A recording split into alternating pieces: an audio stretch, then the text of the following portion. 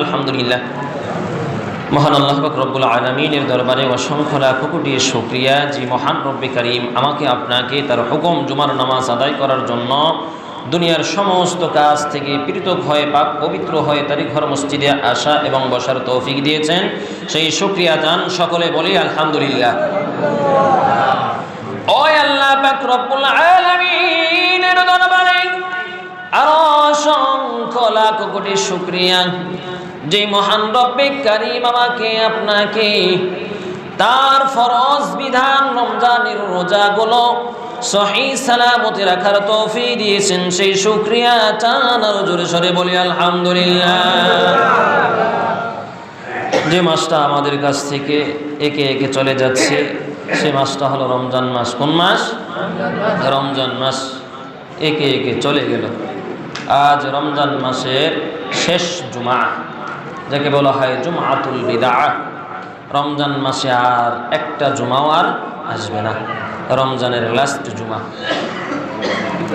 আমাদের কাছ থেকে জুমআতুল বিদা, জুমা বিদায় নিয়ে আজকে চলে যাবে। হিসাব নিকাশের পাল্লা আমরা কতটুকু ভারী করতে পেরেছি যার যারটা আমরা সবাই জানি। রমজান মাস এসেছিল তাকওয়া অবলম্বন করার জন্য, তাকওয়া শিক্ষা দেওয়ার জন্য, মানুষের ভিতর আল্লাহর ভয় ভীতি সৃষ্টি করার জন্য রমজান এসেছিল। রমজান মাসে আল্লাহ পাক রব্বুল আলামিনের ফরজ বিধান পালন করার জন্য পৃথিবীতে যত মুসলমান রয়েছে যাদের উপর রমজানের রোজা ফরজ, পৃথিবীর সমস্ত মুসলমান রমজানের রোজা পালন করেছে। যারা নামী মুসলমান এরাই শুধু বিভিন্ন দোকানপাটে, হোটেলে, বিভিন্ন জায়গায় বসে বসে খাইছে। আল্লাহ বলছিল খাইস না, আল্লাহর হুকুম না মাইনা ওরা কি করছে? খাইছে। অনেক লাভবান হয়েছে নাকি না লস হয়েছে? বুঝবে কোন দিন? জায়গা মতো গিয়া বুঝবে। এখানে অনেক বাবারা আছি ছোটবেলায় শিক্ষা অর্জন করিনি, শিখি নাই, আজ বুঝি যে শিক্ষার মর্ম কতটুকু। কিন্তু কোনোদিন যৌবন বয়সে আর ফিরে যাওয়া যাইব? কি বলেন, যাইব? কোনো দিনও আর যাবে না। ছোটবেলায় যে শিক্ষাটা আমরা অর্জন করি ওই শিক্ষাটা সারা জীবন থেকে যায়। অনেক বাবারা আছি ছোটবেলায় শিক্ষা অর্জন করতে পারি নাই বা পরিস্থিতি ছিল না, আজ বৃদ্ধা বয়সে এসে আমরা আফসোস করি, কিন্তু এই আফসোস কোনো কাজে আসবে না। ঠিক ওরাও আফসোস করবে। দুনিয়াতে ওরা রমজান মাসে খাইছে, আল্লাহর হুকুম পালন করে নাই, আল্লাহ এমন জায়গায় গিয়ে ধরবে যেখান থেকে আর কোনোদিন ফিরে আসা সম্ভব নয়। আল্লাহ পাক রব্বুল আলামিন প্রত্যেকটা মানুষকে সুস্থ বিবেক দিয়েছেন। প্রত্যেকটা মানুষ বিবেক দিয়ে ভালো মন্দ সব কিছুই বুঝে। দুনিয়াতে যারা বুঝলো না, আখিরাতটা বুঝলো না, তারাও একদিন বুঝবে। ঠিক এমন একটা জায়গায় গিয়ে বুঝবে যেই জায়গা থেকে ফিরে আসা আর সম্ভব নয়। তো এই বোঝার কোনো লাভ আছে? কি বলেন আছে? আল্লাহ পাক রব্বুল আলামিন বলেন ওয়াল আসর, পৃথিবীতে সমস্ত মানুষ ক্ষতিগ্রস্ত, ইল্লাল্লাযীনা আমানু, যারা ঈমান এনেছে তারা ক্ষতিগ্রস্ত নয়, ওয়া আমিলুস সালিহাত, যারা নেক কাজ করেছে তারাও ক্ষতিগ্রস্ত নয়, ওয়া তাওয়াসাউ বিল হক্কি, যারা পরস্পর হকের দাওয়াত দেয় তারাও ক্ষতিগ্রস্ত নয়, ওয়া তাওয়াসাউ বিস সবরি, যারা পরস্পরের ধৈর্যের তালকিন করে, ধৈর্যের শিক্ষা দেয়, পরস্পরে ধৈর্যের শিক্ষা দেয়, তারাও ক্ষতিগ্রস্ত নয়। আল্লাহ পাক রব্বুল আলামিন ক্ষতিগ্রস্ত কারা হবে কাল কিয়ামতের ময়দানে? আল্লাহ পাক রব্বুল আলামিন লিস্ট দিয়ে দিলেন, 4 শ্রেণীর মানুষ কাল কিয়ামতের ময়দানে ক্ষতিগ্রস্ত হবে। ও দুনিয়ার মানুষ, 4 শ্রেণীর ব্যক্তিদের থেকে তোমরা সাবধান থাকো। ইল্লাল্লাযীনা আমানু, যারা ঈমান এনেছে, আমরা সকলেই ঈমান এনেছি, ওয়া আমিলুস সালিহাত, এবং নেক কাজও আমরা টুকটাক কিছু হলেও করি। কি বলেন, করি না? আল্লাহ বলেন ওয়া তাওয়াসাউ বিল হক্কি, অনেক বিপদ আসবে, ঝড় ঝাপটা আসবে, জেল জুলুম আসবে, গুম খুন হবে, হত্যার হুমকি দেওয়া হবে, কিন্তু তারপরও হকের উপরে প্রতিষ্ঠিত থাকতে হবে। হকের উপর যারা প্রতিষ্ঠিত থাকে তাদের উপর জেল জুলুম, হত্যা, বিভিন্ন রকমের গুম খুনের ভয় দেখানো হয়। সেই রাসূল সাল্লাল্লাহু আলাইহি ওয়াসাল্লামের যুগেও ছিল। আল্লাহর নবী কোনোদিন অন্যায় কাজ করেছে? কি বলেন, করেছে? কোনোদিন কোনো গুনাহের কাজ করেছে? কোনো মুমিন মুসলমান এই ধারণা করতে পারে না যে পৃথিবীতে যত নবী রাসূলগণ এসেছিল তারা গুনাহের কাজ করেছে।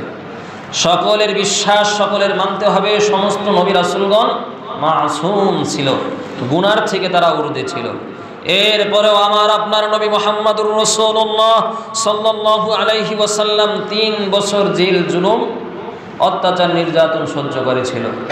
সেই সাহাবে আবু তালেব আল্লাহর নবী রাহমাতুল লিল আলামিনকে 3 বছর কারারুদ্ধ করে রেখেছিল মক্কার কাফের মুশরিকেরা। অপরাধ কি ছিল? অপরাধ একটাই, কালেমার দাওয়াত দেয়। সমাজের মানুষদেরকে বলেছিল, হে লোক সকল, কুলু লা ইলাহা ইল্লাল্লাহ তুফলিহুন, বলো আল্লাহ তাআলা ছাড়া কোনো মাবুদ নাই। যদি বলো তো সফল কাম হয়ে যাইবা, শুধু দুনিয়াতেই নয় আখিরাতেও সফল কাম হয়ে যাইবা। হকের পথে আল্লাহর নবী ছিল, তারপরেও জেল জুলুম অত্যাচার নির্যাতন সহ্য করতে হয়েছিল। ঠিক তদ্রূপ আল্লাহ পাক রব্বুল আলামিন চার্ট দিয়ে দিলেন, ও দুনিয়ার মুসলমান, 4 শ্রেণীর কাজ করো, 4টা কাজ করো, দুনিয়াতেও সফল কাম হইবা, আখিরাতেও সফল কাম হয়ে যাইবা।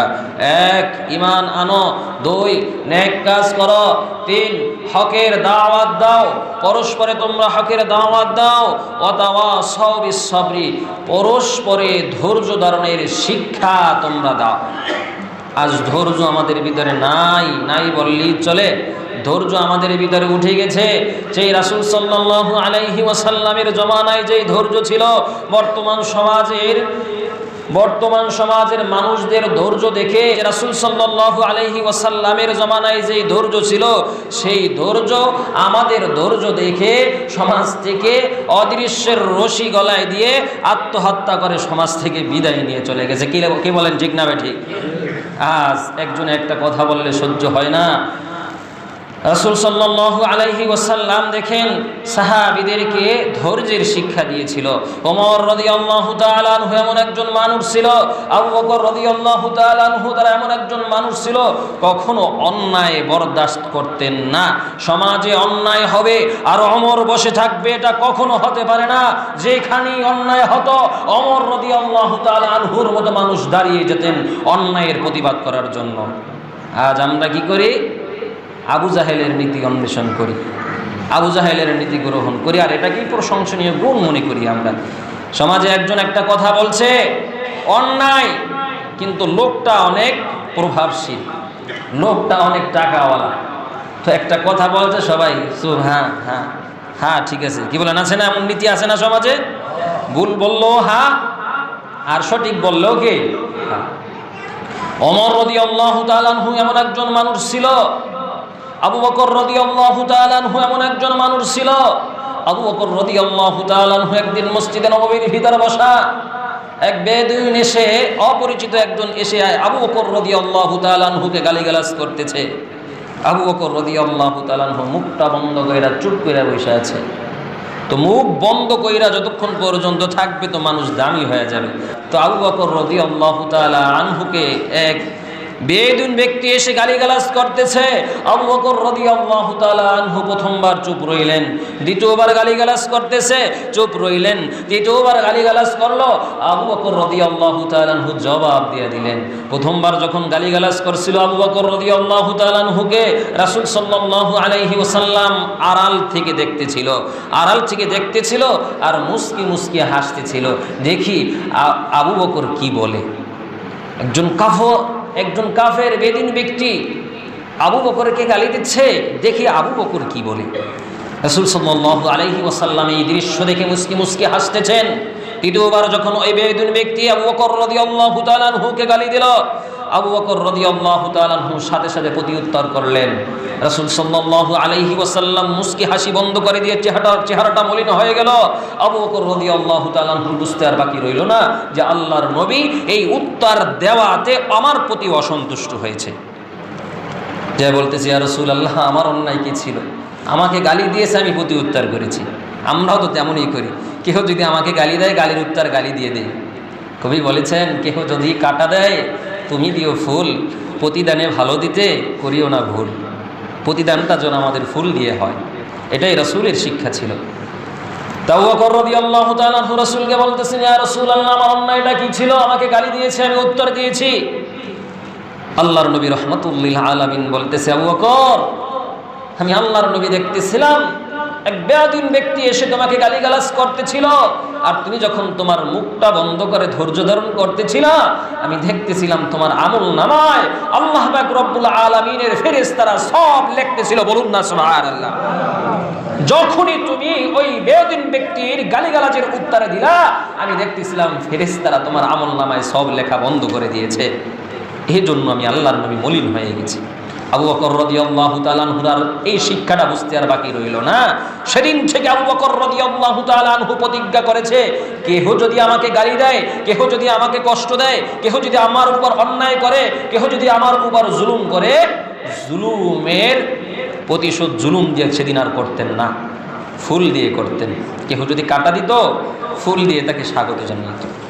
তো যে কথা বলতেছিলাম, ওয়াতাওয়াসাউ বিল হাক্কি, যারা সর্বদাই সদা সর্বদাই হকের উপর প্রতিষ্ঠিত থাকবে, ওয়াতাওয়াসাউ বিস সবরি, এবং যারা বিপদে আপদে সর্ব অবস্থায় ধৈর্য ধারণ করবে, আল্লাহ পাক রব্বুল আলামিন ঘোষণা করে দিয়েছেন তারা দুনিয়াতেও ক্ষতিগ্রস্ত নয়, আখিরাতেও তারা ক্ষতিগ্রস্ত নয়। অর্থাৎ তারা দুনিয়াতেও সফলকাম, আখিরাতেও সফলকাম। তাহলে সফলতার চারটা জিনিস পেলাম আমরা আজকে। যদি চারটা জিনিসের উপর আমল করতে পারি তাহলে সফলতা আমার আপনার জন্য। চারটা কাজ কি? 1 নম্বর ঈমান আনতে হবে, 2 নম্বর আমলে সালেহ করতে হবে, অর্থাৎ নেক কাজ করতে হবে, 3 নম্বর হকের উপর প্রতিষ্ঠিত থাকতে হবে। সমাজ একদিকে যাবে, আমি একাই লড়বো, হকের উপর আমি আছি তো এখানে থাকবোই, লড়বো না। সমাজ আমাকে কি বলবে দেখার বিষয় নাই, সমাজের মানুষ গুনার আমার টাইম নাই, আমি হকের উপর আছি, আল্লাহ আমার সাথে আছে, আল্লাহ ওয়াদা করেছে, আল্লাহ সদা সর্বদাই হকের উপরেই থাকেন। যারা হকের উপরে প্রতিষ্ঠিত থাকেন তাদেরকে সাহায্য করেন কে? আল্লাহ। আল্লাহ তাদেরকে সাহায্য করেন। সমাজের সাথে তাল মিলায় চলাটা প্রশংসনীয় গুণ মনে করি আমরা, অথচ আল্লাহ এটাকে নির্লজ্জ বেহায়াদের গুণ মনে করেন। তাই আমাদের শিক্ষা হলো, রমজান চলে গেল, রমজান থেকে আমরা তাকওয়া শিক্ষা অর্জন করব, ভয় ভীতি সৃষ্টি করব আমাদের ভিতরে। আর ভয় ভীতি সৃষ্টি করে যদি আমরা সফলতা অর্জন করতে চাই, আজকের এই 4টা বিষয়ের উপর আমল করতে হবে। কোনো মানুষ কি বলবে সেদিকে আমরা তাকাবো না, হকের উপর প্রতিষ্ঠিত থাকবো, ইনসাফের উপর প্রতিষ্ঠিত থাকবো, ইনসাফের জায়গা থেকে চুল পরিমাণ লড়বো না। ইনশাআল্লাহ পারবো তো সবাই আমরা? একটা কথা বলছি, মানুষ কি বলবে তো মানুষ যা বলে বলুক, মানুষ যা বলে বলুক। তাহলে এই 4টা বিষয়ের উপর আমরা কি আমল করব।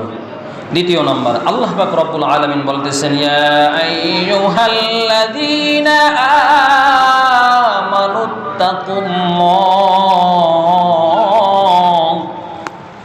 ও বান্দা, রমজানের শিক্ষা ছিল তাকওয়া। বান্দা, রমজান দিয়েছিলাম তাকওয়া অর্জন করার জন্য। ও বান্দা, শুনে নাও, জেনে নাও, রমজান চলে যাচ্ছে, তোমরা তাকওয়ার শিক্ষা অর্জন করেছ। রমজান থেকে তোমরা তাকওয়ার শিক্ষা অর্জন করেছ। এখন জেনে নাও, তাকওয়া অর্জন করলে তোমাদের লাভ কি? লাভ কি? আল্লাহ পাক রব্বুল আলামিন পৃথিবীর মানুষদেরকে, তাকওয়াবান মানুষদেরকে জানিয়ে দিলেন, তোমরা রমজান থেকে শিক্ষা অর্জন করেছো তাকওয়া, আর তাকওয়া অর্জন করলে কি লাভ হয় আমি আল্লাহ পাক রব্বুল আলামিন তোমাদেরকে জানিয়ে দিলাম।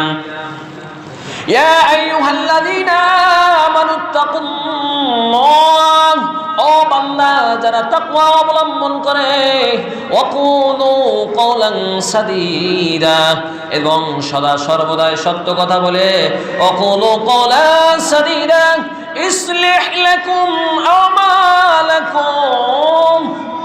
ও বান্দা, যারা রমজানের শিক্ষা তাকওয়া অর্জন করে এবং সদা সর্বদাই সত্য কথা বলে, আমি আল্লাহ পাক রব্বুল আলামিন তাদের জন্য পুরস্কার রেখেছি।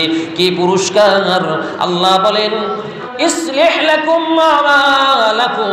যারা তাকওয়া অর্জন করে, তাকওয়া অবলম্বন করে, আমি আল্লাহ পাক রব্বুল আলামিন ইসলিহ লাকুম, আমি সংশোধন করে দেই আমালাকুম, তাদের আমলগুলোকে আমি আল্লাহ পাক রব্বুল আলামিন সংশোধন করে দেই।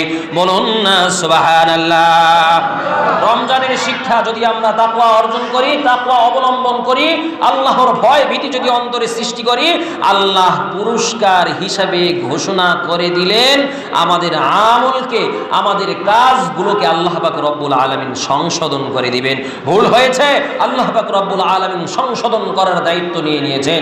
বান্দা, তুমি শুধু তাকওয়া অবলম্বন করো, তুমি শুধু তাকওয়া অবলম্বন করো, তোমার আমল সমূহ আমি আল্লাহ পাক রব্বুল আলামিন বদলাই দিব, পরিবর্তন করে দিব। ইসলিহ লাকুম আমালাকুম ওয়া ইয়াগফির লাকুম যুনুবাকুম, এবং তোমাদের গুনাহ সমূহ আমি আল্লাহ পাক রব্বুল আলামিন সব মাফ করে দিব। বলুন না সুবহানাল্লাহ। তাহলে রমজানের শিক্ষা কি? তাকওয়া অর্জন করা। তাকওয়া অর্জন করলে আমাদের লাভ কি? আল্লাহ পাক রব্বুল আলামিন আমাদের আমল সমূহকে, আমাদের কাজ সমূহকে ভুল হলে কি করে দিবেন? সংশোধন করে দিবেন, এবং পিছনের সমস্ত গুনাহ খাতা আল্লাহ পাক রব্বুল আলামিন মাফ করে দিবেন। কি বলেন আমরা চাই না রমজানে তাকওয়া অর্জন করে আল্লাহ তাআলার এই দুইটা পুরস্কারে পুরস্কৃত হবে? কি বলেন, চাই কিনা? যে জীবনের সমস্ত গুনাহ মাফ হয়ে যাও, চাই কিনা? চাই। যদি চাই তাহলে কি করতে হবে? রমজানের শিক্ষা এই তাকওয়া নিয়ে বাকি 11 মাস চলতে হবে। কেউ আমাকে গালি দিবে, গালির উত্তর কি গালি দিয়ে দেব? কি বলেন, গালি দিয়ে দেব?